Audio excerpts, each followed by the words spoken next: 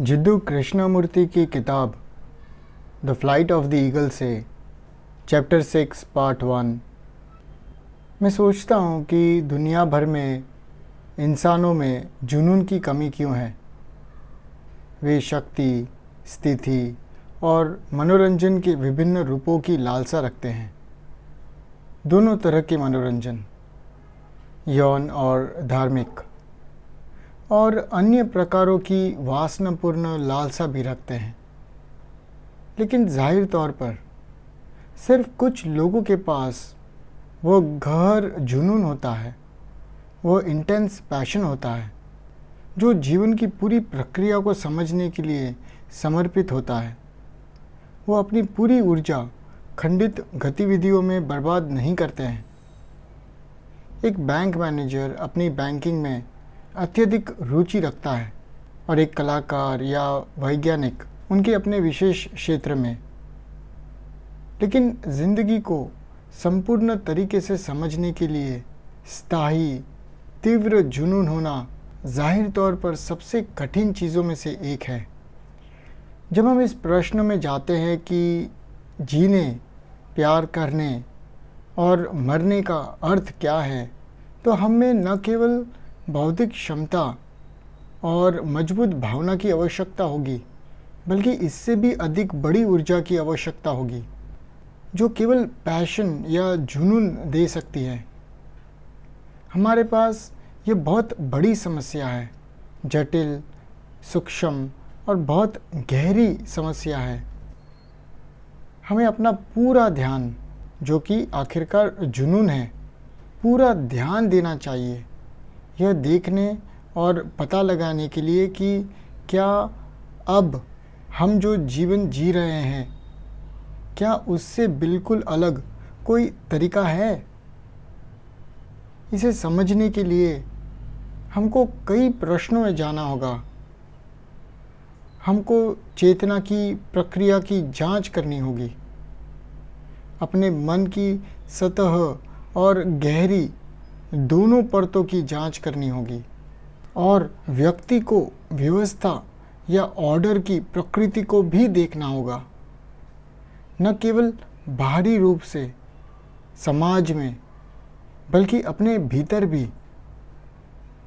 हमें पता लगाना होगा कि जीवन जीने का अर्थ क्या है। केवल बौद्धिक महत्व देना नहीं है, बल्कि यह देखना है कि जीने का क्या अर्थ है। और इस प्रश्न में भी जाना होगा कि प्रेम क्या है और मरने का क्या अर्थ है।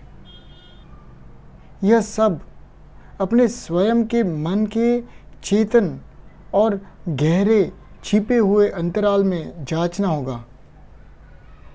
हमको यह पूछना होगा कि ऑर्डर क्या है, जीने का वास्तव में क्या अर्थ है, और क्या हम संपूर्ण स्नेह, करुणा, कोमलता और प्रेम का जीवन जी सकते हैं।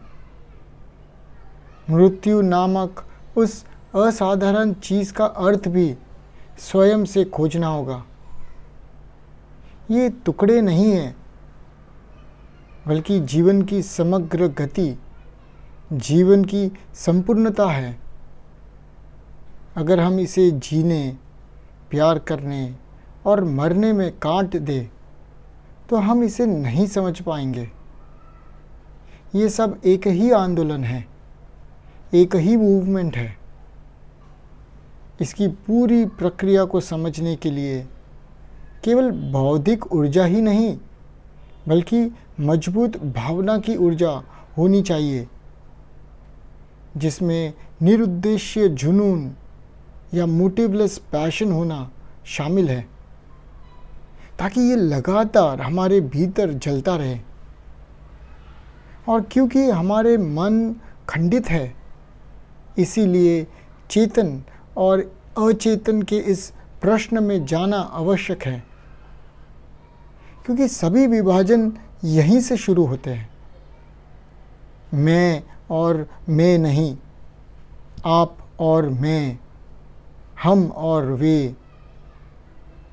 जब तक ये अलगाव मौजूद है, राष्ट्र स्तर पर, परिवार में, धर्मों के बीच, उनकी अलग अलग स्वामित्व निर्भरता के साथ, अर्थात पॉजिटिव डिपेंडेंसीज के साथ, तो जीवन में अनिवार्य रूप से विभाजन होगा। हमारे हर दिन का जीवन हम बोर्डम और रूटीन में जीते हैं, और फिर वह चीज़ भी है जिसे हम प्यार कहते हैं, जिसका आधार ईर्ष्या, स्वामित्व, निर्भरता और प्रभुत्व से घिरा हुआ है, और इसीलिए वहाँ भय होगा, मृत्यु की अनिवार्यता होगी। क्या हम इस प्रश्न पर गंभीरता से विचार कर सकते हैं? न केवल सैद्धांतिक रूप से या मौखिक रूप से, बल्कि वास्तव में खुद के अंदर देखकर इसकी जांच करें और पूछें कि यह विभाजन क्यों है जो इतना दुख, भ्रम और संघर्ष पैदा करता है।